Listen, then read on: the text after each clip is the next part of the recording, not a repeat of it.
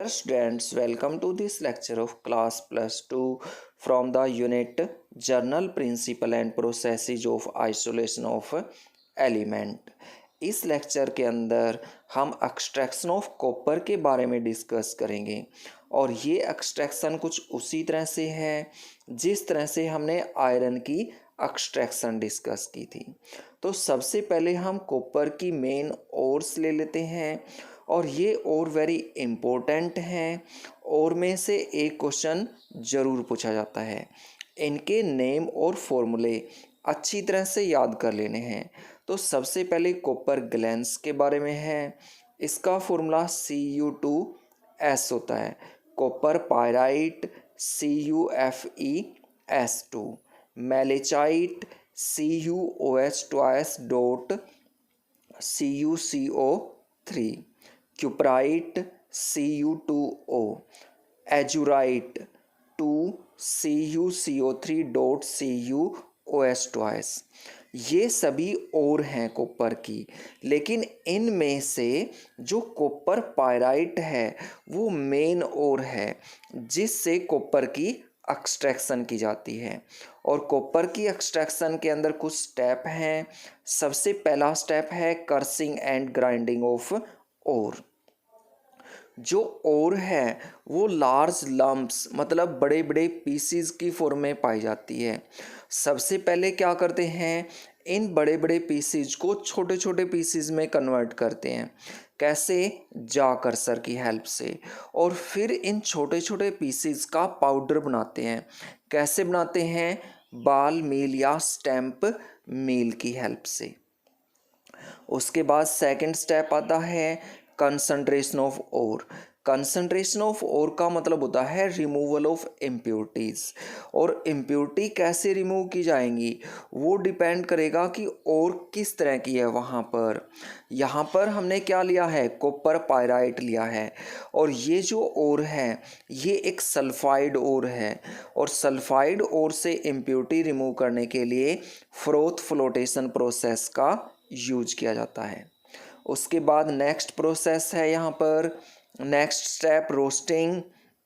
Roasting एक process होता है जिसके अंदर ओर को स्ट्रोंगली से हीट किया जाता है in the presence of air.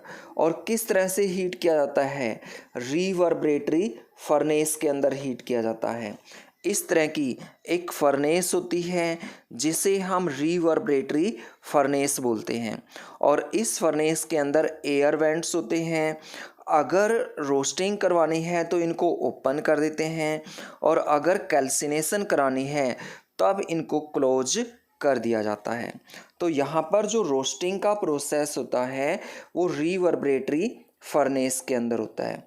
जो कॉपर पायराइट है उसको हीट करने पर वो क्यूप्रस सल्फाइड और फेरस सल्फाइड के अंदर चेंज हो जाएगी along with the formation of sulphur dioxide gas. जो यहाँ पर फेरस सल्फाइड और क्यूप्रस सल्फाइड बना है इनका पार्शियल ऑक्सीडेशन हो जाएगा और ये ऑक्साइड के अंदर चेंज हो जाएंगे। उसके बाद एक्सट्रैक्शन के अंदर नेक्स्ट स्टेप आता है और नेक्स्ट स्टेप क्या है? स्मेल्टिंग है। जो रोस्टेड ओर है उसको मिक्स किया जाता है, एक तो पाउडर्ड कोक के साथ और दूसरा सैंड के साथ। और इस मिक्सचर को फिर हीट करते हैं ब्लास्ट फर्नेस के अंदर। ब्लास्ट फर्नेस जो है वो एक टोल फर्नेस होती है इस तरह से, जो ऊपर से नैरो होगी, बीच से ब्रॉडर होगी और नीचे से फिर नैरो होगी। जब हम इसको हीट करते हैं तब यहाँ पर कुछ चेंजेस होते हैं। जो मोस्ट ऑफ फेरस सल्फाइड है इसका ऑक्सीडेशन हो जाएगा और ये फेरस ऑक्साइड के अंदर चेंज हो जाएगा। जो फेरस ऑक्साइड यहाँ पर बना है वो सिलिका के साथ कंबाइन करेगा और FeSiO3 मतलब फेरस सिलिकेट स्लैग की फॉर्मेशन कर देगा। अगर यहाँ पर कोई भी ऑक्साइड बनता है कॉपर का तो वो फेरस सल्फाइड के साथ कंबाइन करके उस ऑक्साइड को दोबारा से क्यूप्रस सल्फाइड के अंदर चेंज कर देगा। और जो फेरस ऑक्साइड यहाँ पर बना है वो सिलिका के साथ कंबाइन होकर फेरस सिलिकेट स्लैग की फॉर्मेशन कर देता है। इस प्रोसेस के अंदर जो ब्लास्ट फर्नेस है उसकी बॉटम पर दो लेयर की फॉर्मेशन होती है।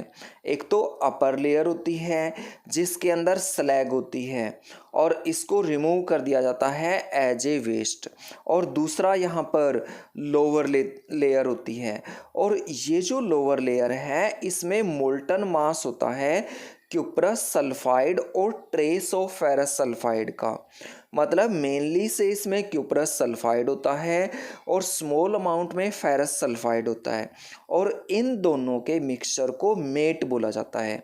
वेरी इंपॉर्टेंट टर्म है यहाँ पर मेट, कई बार एग्ज़ाम के अंदर पूछी जा चुकी है और अच्छी तरह से इसको याद कर लेना है कि क्यूप्रस सल्फाइड जिसमें थोड़े से अमाउंट में फेरस सल्फाइड होता है उसको मेट बोला जाता है। जो यहाँ पर मोल्टन मेट बनती है फिर इसको ट्रांसफ़र कर दिया जाता है बेसिमर कन्वर्टर के अंदर।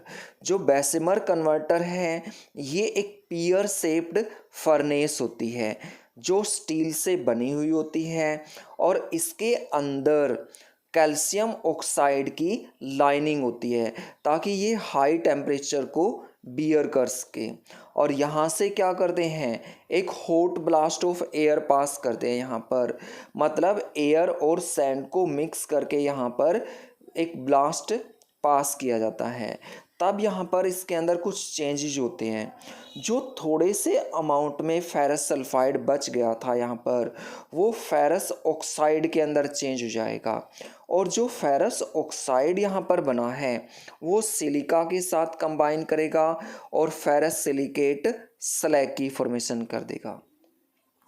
जो क्यूप्रस सल्फाइड है ये पार्सली से ऑक्सीडाइज हो जाएगा क्यूप्रस ऑक्साइड के अंदर, और जो क्यूप्रस ऑक्साइड यहाँ पर बनेगा वो बचे हुए जो क्यूप्रस सल्फाइड है उसके साथ रिएक्ट करेगा और उसे भी किसके अंदर चेंज कर देगा, कॉपर के अंदर चेंज कर देगा। और जो हमें यहाँ पर कॉपर ऑब्टेन होती है वो 99% प्योर कॉपर ऑब्टेन होती है, और इसे हम बोलते हैं ब्लिस्टर कॉपर। ब्लिस्टर कॉपर क्यों बोलते हैं, क्योंकि इसके सरफेस पर बबल्स लाइक अपीयरेंस बन जाता है, छोटे छोटे बबल्स इसके सरफेस पर बन जाते हैं।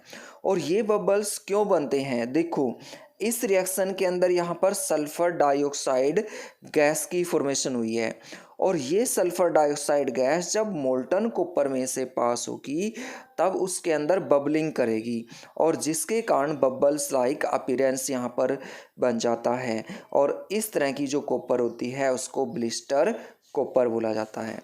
जो हमें यहाँ पर ब्लिस्टर कॉपर ऑब्टेन हुई है इसकी फिर रिफाइनिंग की जाती है।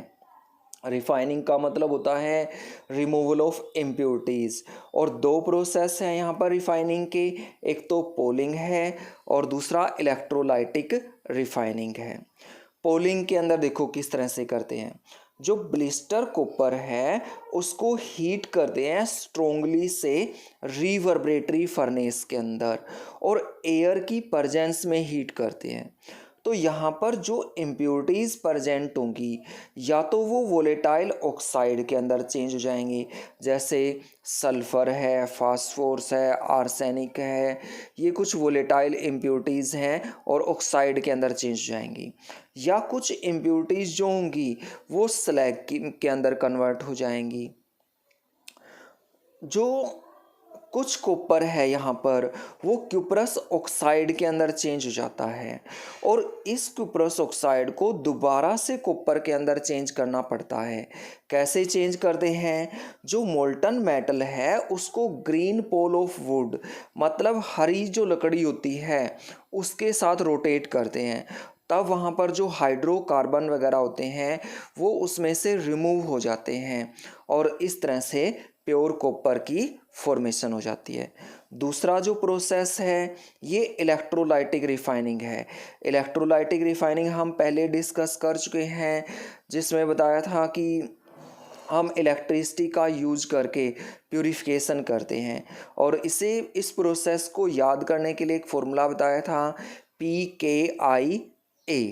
और यहाँ पर बताया था कि जो प्योर मेटल है उसको क्या करते हैं, कैथोड बनाते हैं। जो इम्प्योर मेटल है उसे क्या करते हैं, एनोड बनाते हैं। और इनको डीप कर दिया जाता है मेटल इलेक्ट्रोलाइट के अंदर। तब यहाँ पर एनोड पे ऑक्सीडेशन होता है। ऑक्सीडेशन मतलब लॉस ऑफ इलेक्ट्रॉन। जो आयन बनता है वो कैथोड की तरफ जाता है और कैथोड उसको इलेक्ट्रॉन दे देती है और कॉपर मेटल कैथोड के ऊपर डिपॉजिट हो जाती है। इस तरह से हम कॉपर मेटल ऑब्टेन करते हैं। Thank you.